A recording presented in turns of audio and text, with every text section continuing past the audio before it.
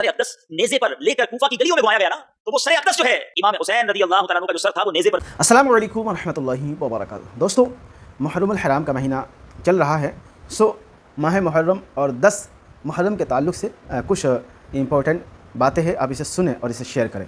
कुछ मुहर्रम के फ़ज़ाइल मैंने बयान करने हैं और आशूरा के दिन कौन से काम करने हैं वो भी बयान होंगे। आशूरा का दिन, इसकी बेशुमार फजीलत है। अहादीस में इस दिन की बड़ी अहमियत को बयान किया गया। नबी पाक अलैहिस्सलातु वस्सलाम का फरमान आलीशान है, यौम आशूरा का रोज़ा रखो और इसमें यहूदियों की मुखालिफत करो। इससे पहले या बाद में भी एक दिन का रोज़ा रखो, यानी हमें 9 या 10 मुहर्रम या 10 या 11 मुहर्रम रोज़ा रखना चाहिए। याद रखें, इस रोज़े की अहमियत इतनी है कि पहले की उम्मतों में आशूरा का रोज़ा फ़र्ज था। फिर सरकार अलैहिस्सलातु वस्सलाम की जलवागरी के बाद ये फ़र्जियत ख़त्म हुई और रमज़ान के रोज़े फ़र्ज हो गए। लेकिन सरकार दो आलम सल्लल्लाहु अलैहि वसल्लम के बारे में सैयदना अब्दुल्लाह इब्न अब्बास फरमाते हैं कि मैंने नबी पाक अलैहिस्सलातु वस्सलाम को किसी दिन के रोज़े और दिन पर फजीलत देकर जुस्तजू फरमाते ना देखा मगर ये कि आशूरा का दिन और रमज़ान का महीना। नबी पाक इस दिन की बड़ी अहमियत अपने लिए रखते और रोज़ा रखते, तो हमें भी सुन्नत अमल करना चाहिए। और इसकी फजीलत इतनी है, प्यारे आका अलैहिस्सलातु वस्सलाम फरमाते हैं, मुझे अल्लाह पर गुमान है कि आशूरा का रोज़ा 1 साल कबल के गुनाह मिटा देता है।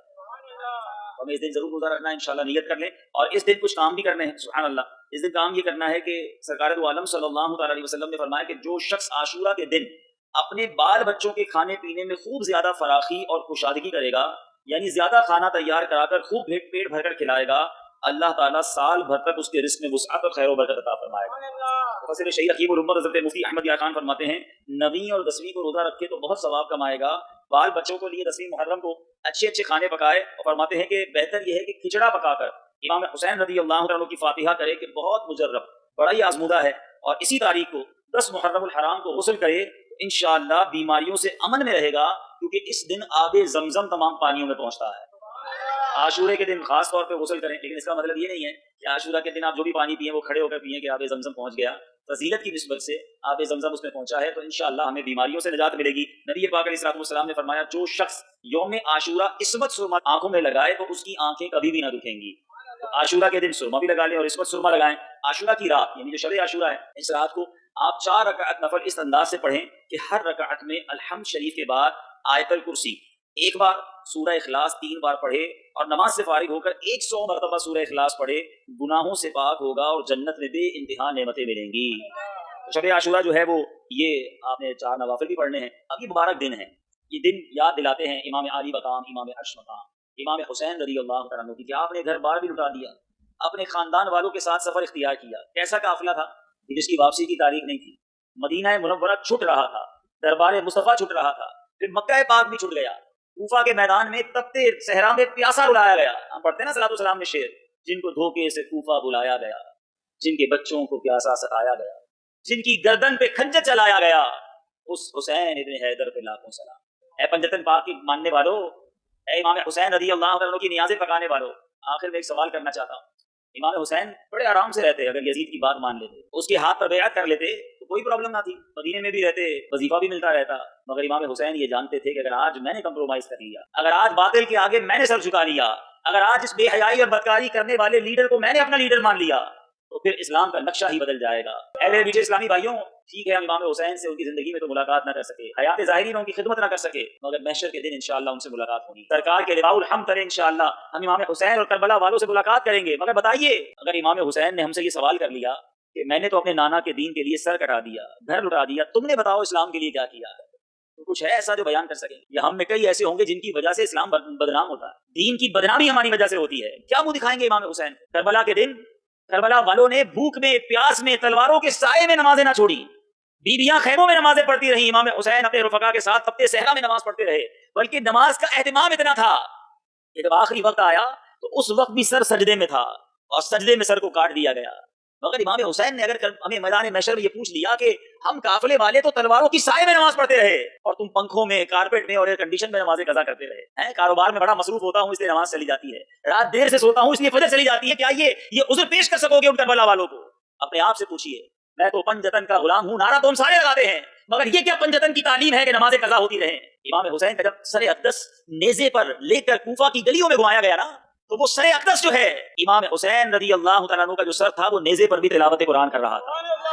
इबादत हो तो ऐसी हो, तिलावत हो तो ऐसी हो, इबादत हो तो ऐसी हो, तिलावत हो तो ऐसी हो, सरे शब्बीर तो नेज़े पे भी कुरान सुनाता है।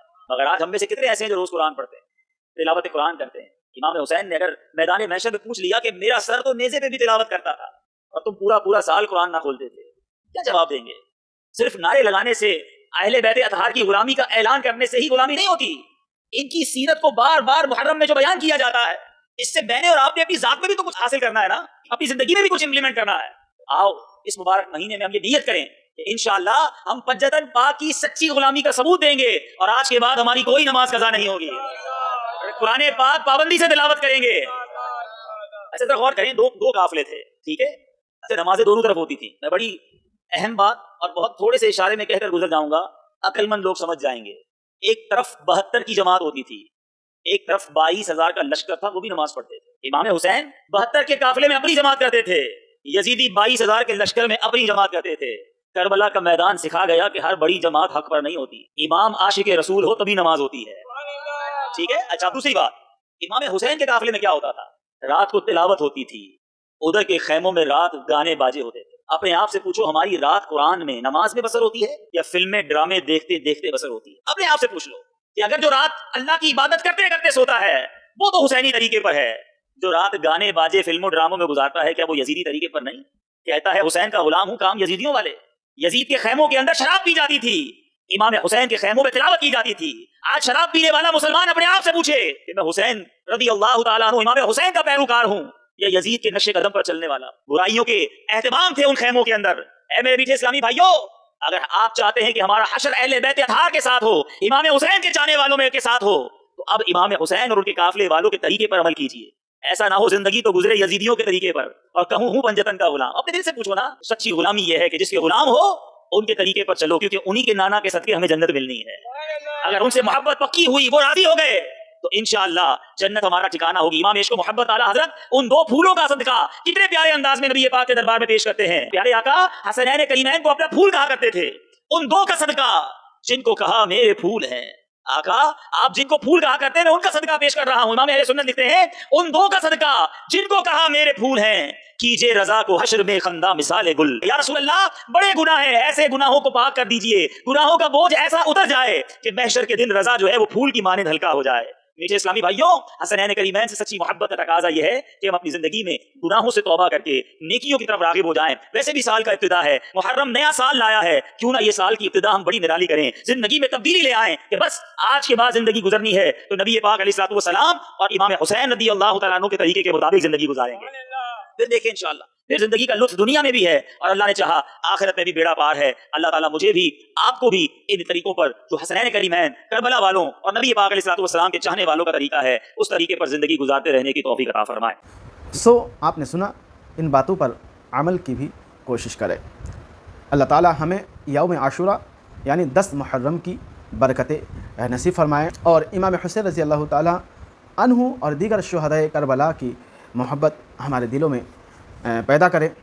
اسے شیئر کریں اور مزید بیانات سننے اور پانے کے لیے چینل کو سبسکرائب کر کے ہمارے ساتھ جڑے رہیں. ملتے ہیں کسی اور ویڈیو میں, تب تک اپنا خیال رکھیں. خدا حافظ. السلام علیکم ورحمۃ اللہ.